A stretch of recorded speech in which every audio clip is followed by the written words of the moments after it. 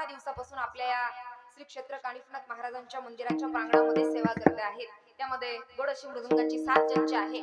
असे मृदुंगाचार्य वैभव महाराज या ठिकाणी उपस्थित आहे. मनापासून त्यांना वंदन आहे. बाजूला उपस्थित पेटी मास्तर काकांचं नाव काय? जगन्नाथ काका या ठिकाणी उपस्थित आहे. मनापासून त्यांना प्रणाम आहे. त्याचप्रमाणे बाजूला उपस्थित गायनाचार्य असतील, त्यामध्ये हरिभक्तपरायण गायनाचार्य समाधानजी महाराज असेल, त्यांनाही वंदन आहे. बाजूला उपस्थित हरिभक्तपरायण गायनाचार्य आमचे इंगळे बाबा असतील, बाबांनाही मनापासून वंदन आहे.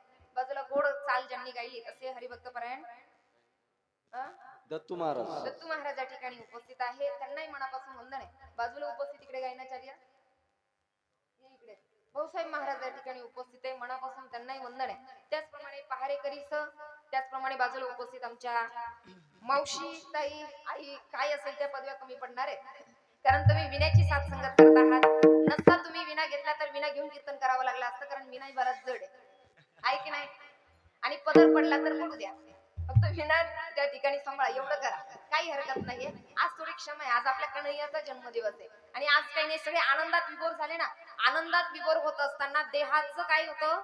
विस्मरण होतं. हा सगळ्यात मोठा भाव आहे. नाही तर देहाचं स्मरण ठेवायचं आणि परमात्म्याचं विस्मरण करायचं, याला काही अर्थ नाहीये. आपण देहाचं विस्मरण करून शेवट कन्हैयाचा जन्म आपल्याला वेळेवर करायचा आहे, हे भान ठेवून आपण सेवा करणार आहोत.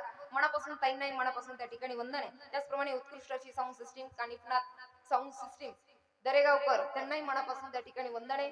या व्यासपीठावर उपस्थित असणारी सर्वच तरुण भजनी मंडळ या ठिकाणी टाळकरी मंडळी आहे.